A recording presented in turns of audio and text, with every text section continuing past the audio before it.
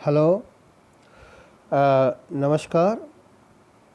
मैं आपके लिए जो है यहाँ multiple choice questions on chapter 1 electric charges and fields के ऊपर लेकर आया हूँ।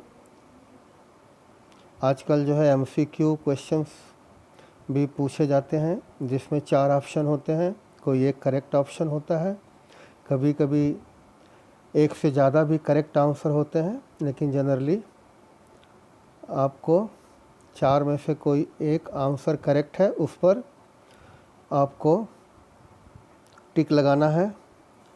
तो यहाँ पर हमारा पहला क्वेश्चन है, I read the question, select the correct option from A B C and D in the below.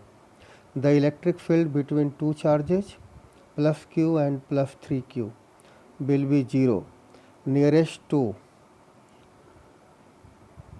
option A plus 3q charge, option B plus q charge, option C not 0 between these two charges, option D outside and near plus q charge। तो इसमें से कौन सा correct होगा बताइए। Again, the electric field between two charges plus q and plus 3q will be 0 nearest to plus 3q charge, B plus q charge, C not 0 between these two charges, D outside and near plus q charge। तो आपको property of electric field line में एक property है कि the magnitude of charge is directly proportional to electric field line. So plus 3q charge magnitude 3q and plus q charge magnitude q।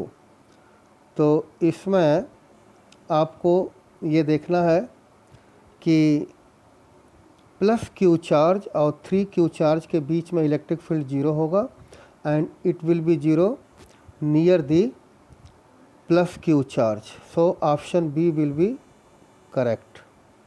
So option B will be correct।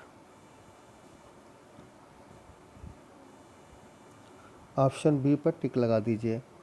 Next option, next question, the unit of electric field intensity is voltmeter, newton coulomb, volt per metre, none of these. तो आपको ये फार्मूले में जाना होगा। तो इसमें E is equal to F upon Q, newton per coulomb, लेकिन यहाँ न्यूटन कूलम लिखा है ऑप्शन बी में। तो न्यूटन इंटू मीटर अपान कूलम इंटू मीटर, तो न्यूटन मीटर जूल हो गया, तो जूल अपान कूलम मीटर, तो जूल अपान कूलम वोल्ट हो गया, तो वोल्ट पर मीटर। यहाँ ऑप्शन सी में वोल्ट पर मीटर है।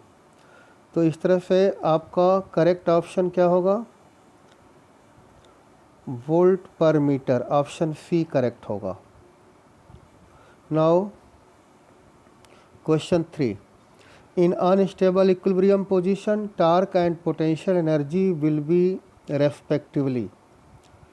तो अनस्टेबल इक्विलिब्रियम पोजीशन का मतलब होता है कि when electric field and electric dipole moment both are in opposite direction making 180 degree।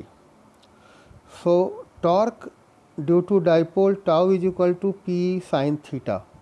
तो sin 180 डिग्री, थीटा का वैल्यू 180 डिग्री, sin 180 डिग्री का वैल्यू 0, तो टॉर्क 0 होगा। तो जहाँ 0 है ऑप्शन ए और सी में से, उसमें से टॉर्क ले लेना है।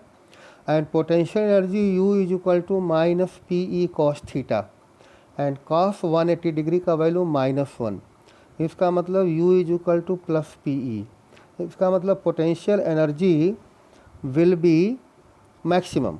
सो option C, option C 0 and maximum, ये सही होगा। ऑप्शन ए 0 एंड मिनिमम नहीं होगा, option B maximum and minimum नहीं होगा, option D minimum and maximum नहीं होगा। तो आपका इसमें से ऑप्शन आएगा C, 0 and maximum, right? Okay, now